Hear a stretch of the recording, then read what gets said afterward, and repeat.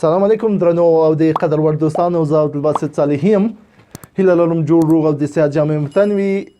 زما نننۍ موضوع ده چې څنګه کولی شو د خپل پیپال اکاونټ نه خپل سیم کارت ته په ډیره ساده او اسانه توګه پیسې ولېږدوو. زما سره اوسئ، ویډیو تر پایه وګورئ، خو د هر څه نه وړاندې پوهیږئ چې څه وکړئ؟ البته زموږ چینل سبسکرایب او د زنګ بټن کېکاږئ ترڅو د نوي ویډیو په اپلود سره سم تاسو ته خبرتیا درشي.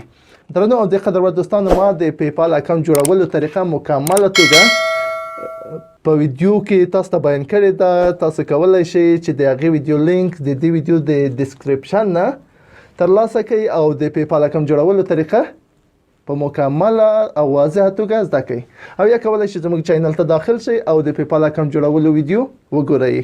اوکې دوستانو، غواړم په دې ویډیو کې تاسو ته په عملي توګه در وښیم چې څنګه کولی شو د خپل پیپال اکاونټ نه خپل سیم کارت ته پیسې ولېږدوو. نو راځئ زما سره اوسئ چې په عملي توګه په دې باندې کار کوو.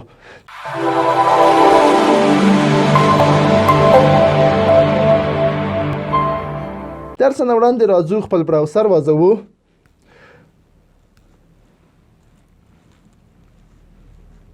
کله مو چې ګوګل خلاص کو، په دې ځای کې موږ ورلیکو recharge.com. سرچ باندې وکړئ کوو. کله مو چې recharge.com ولیکو، نو راځو د لومړنۍ چې لیکل recharge.com په د لومړنۍ باندې کلیک کوو، موږ ته به نوې صفحه خلاصه شي. اوکې، کله چې موږ ته نوې صفحه خلاص شوه، د هر څه نه وړاندې موږ په دې ځای کې خپل مملکت، یعنې چې افغانستان دی، افغانستان پکې انتخابوو. کله مو چې افغانستان انتخاب کو، زموږ داخلي کومې شبکې چې دي هغه به پخپله په دې ځای کې به شکلونه را ظاهر شي، چې په دې ځای کې افغان بسیم د اتصالات، MTN، روشن او سلام. هر یوه ته چې هرې شبکې ته چې تاسو وغواړئ، تاسو کولی شئ چې کریډیټ واستوئ. نو د دې طریقه کریډیټ د خپل کمیشن اخلي، د خپل کمیشن اندازه نو چې څومره اخلي د ما ته هم پته نشته، خو کله چې تاسو ته پیسې رالیږي د خپل کمیشن حتما پکې اخلي. نو راځو زه مثال اتصالاتو کې کوم. بله، کله مو چې اتصالات باندې کلیک وکړو، موږ ته دا صفحه خلاصیږي، وایي تاسو څو روپۍ غواړئ، دلته که نه د پیسو اندازه ده. بله، دې ځای کې وایي چې تاسو څومره پیسې غواړئ یا څو افغانۍ غواړئ چې ځان ته یې ولیکئ. زه مثال دلته 65 افغانۍ زه د آردر باندې کلیک کوم. د کوم آردر چې دلته لیکل شوي دي په دې باندې کلیک کوم. اوکې، کله مې چې آردر باندې کلیک وکړم، ماته به دا صفحه خلاص شي. په دې کې به وایي چې تاسو خپله شماره داخله کړئ. زه مثال بدون له 0 نه ورکوم او شماره پکې داخلوم.